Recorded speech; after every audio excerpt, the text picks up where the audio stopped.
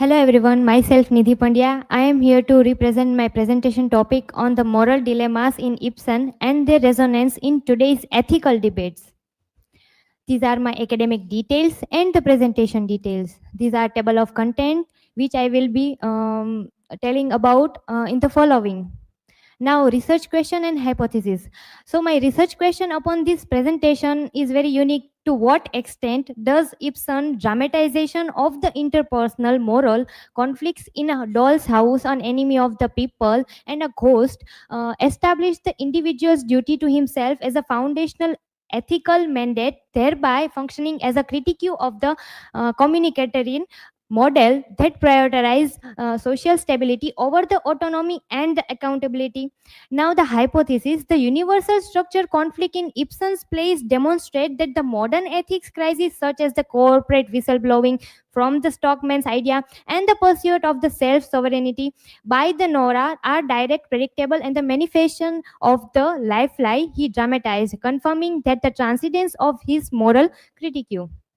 So, the introduction, the moral incompleteness of the morality, the shift from the realism to the realism to the transform into the stage into the ethical laboratory, confirming the immediate and the complex social problems within the framework. Ibsen's moral universe is defined by the interpersonal moral conflicts, where the duties are both compelling and the mutually exclusive. His dramas challenge that the authority of the compact majority and the questions the wisdom of relying on the general bank and the capital of nations by the presenting the tragic difficulty of moral choices and rejecting the simple resolution. Ibsen creates the essential tension that seeks to research to the analyze. Now, this would be the introduction. Now, the context, the ethical mandate for the self truth. The doctrine of the self realization drives Ibsen's central characters, like the asserting that the individual has an ethical duty to himself, and now to develop and actualize their potential, often chasing with the traditional family and the social roles. They are both trapped into between them. Critics like the Herbert Stewart condemned it as a dangerous ethical quackery for challenging the reliance on the collective moral wisdom, the general bank, and the capital of the nation. Now, the Ibsen shows that this pursuit of the authentic selfhood is often tragic and isolating. The protagonist may perish in their attempts, yet proceed, providing that the self-made law is the highest ethical calling.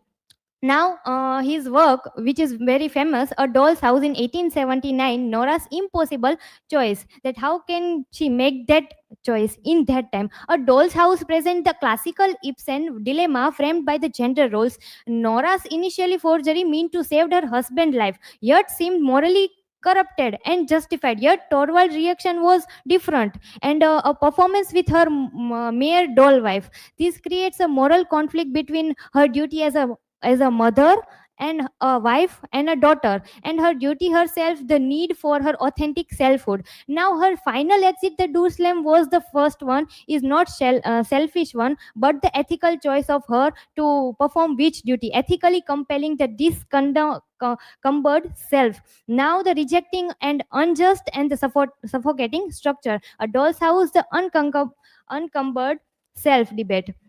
Now, the Nora's departure sparked the debate over the whether she embodies the uncumbered self, a liberal individualist who abandons all the anti-decent and moral or civil ties. Communicators think that, like Michael Sandel, use her critique that individualists discard these social roles. A more nuanced view sees her as a ethically compelling, discumbered self, rejecting only unjust and unequal thoughts and obligation within her marriage. Ibsen shows that when a social institution is broken, we have to spoke against it. Now, the ghost, the tyranny of the past, an enemy. Now, the tyranny of the ghost says that the ghost is a perhaps Ibsen's the most critical drama in which he has critiqued the moral expediency. Mrs. Elving maintains the facade for her marriage life, believing this social life feels her duty to family reputation, but the consequences are the catastrophical. The suppressed moral truth, the ghost of her husband, debauchery, manifests as an incurable disease to her son, Oswald. The play shows that the social hypocrisy is a moral content that poisons the next generation, which will be seen again after my slides. After that, The Enemy of the People, 1882, Truth versus the Public Health. An Enemy of the People presents a moral combat between the scientific integrity and the financial expediency. Dr. Thomas Stockman discovers that the town's public baths are condemned and creates an irresolvable dilemma. His brother, the mayor himself, invokes his duty to protect the economy and the general bank. But while he is doing that, he upholds that position that Stockman says that absolute mandate of the truth. The play shows that the compact majority is easily swayed by the Stockman's isolation. His decision to stand alone as an enemy of the people is the most powerful thing he has shown into the drama. Now, The Enemy of the People, the moral combat. Now, the Ibsen transifies the Stockman's dilemma by bringing the moral combat into his home. Catherine, his wife, appeals to his fundamental duty as a father to provide for her and his family. Now, creating a true interpersonal conflict between the family and the obligation he has to perform into the society also. Now, it confirms that the tragic necessity of the individualistic hypothesis. He must stand alone because social structure failed to allow both honesty and the familial due to coexist. Now, this is the quote from the An Enemy of the People. The most dangerous foe or to truth and the freedom in our midst is the compact of majority. Now, the Ibsen and the fatherhood, ethical accountability. Scholarship shows that the fatherhood is a central theme in Ibsen, offering a sense and lens to the critique of the society's moral failures. Figures like the Captain Elving and Tolvar Helmer are just not just personality flowed by the embody and just giving the depth and disease, but they are the failure of the paternity. Now, the living on inheritance of the inequity, disease, debt, and the dependency, the system allows them to cling to lifeline, and that is what happens when the social morals are corrupted. And this critique remains relevant today, highlighting the long-term cause of the systematic failures from integration to debt to the climate responsibility passed away down by those in power. Now, the Ibsen legacy due to the question. Ibsen's ultimate legacy in his commitment to radical moral inquiry, that earning him as the level of negativism. Critics, especially like the theologians, were frustrated by his refusal to offer a gospel. That what he wants to say, he just give us a complex situation. He just to quench. He said to just question, not to answer. And by the ending of his plays, the crisis without the neat conclusion, he shifts moral responsibility to the audience by the forcing of the dilemma. And true moral maturity, he shows, lies in the challenging the compact majority, and by the continually questioning establish the social truth that where is the truth. Now, the ethical resonance today is the autonomy and the accountability. Ibsen's drama provide us a key to models analyzing the modern ethical failures by the Nora and the Torvald and the every person into his drama, showing how the moral person who are always moral but gets the standing alone at the end. Now, the conclusion for the enduring challenge, that in conclusion, Ibsen's achievement lies in his mastery of irresolvable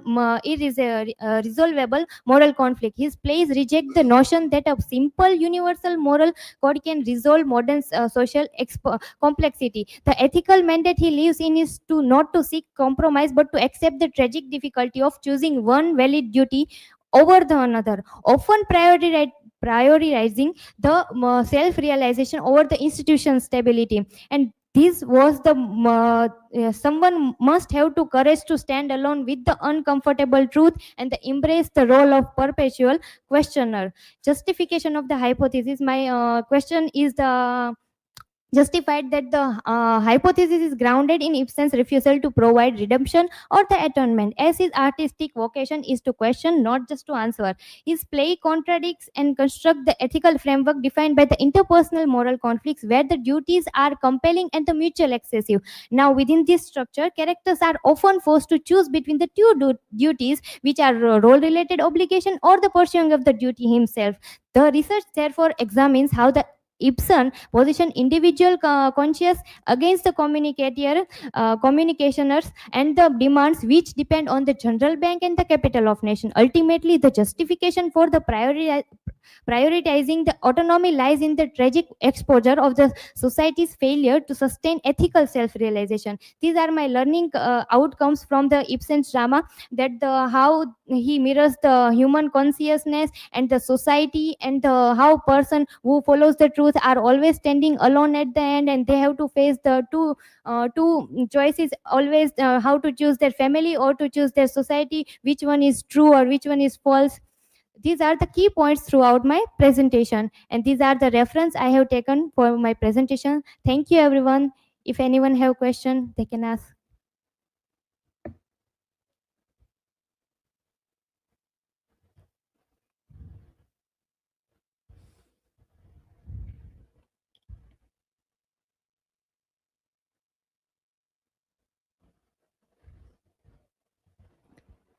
So my question is, what if Ibsen were here to observe social media platforms where misinformation spreads faster than facts? So the Ibsen would likely to view this as a modern manifestation of a compact majority, as a moral failure.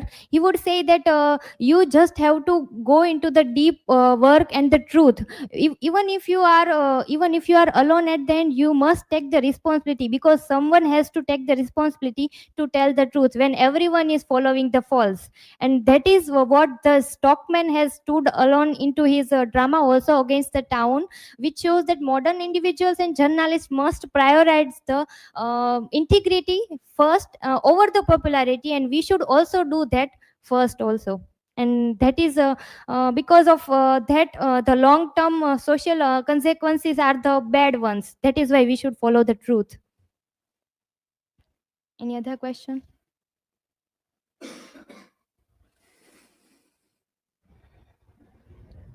My question is, can Ibsen's critique of social expediency inform debates on Godi media supporting powerful elites at the cost of public accountability?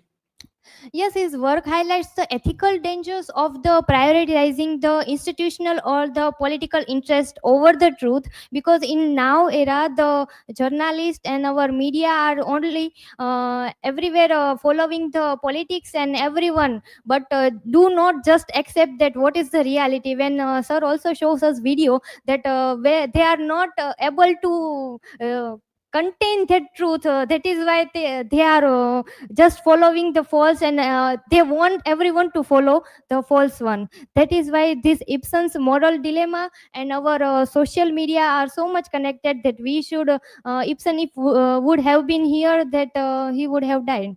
Thank you everyone.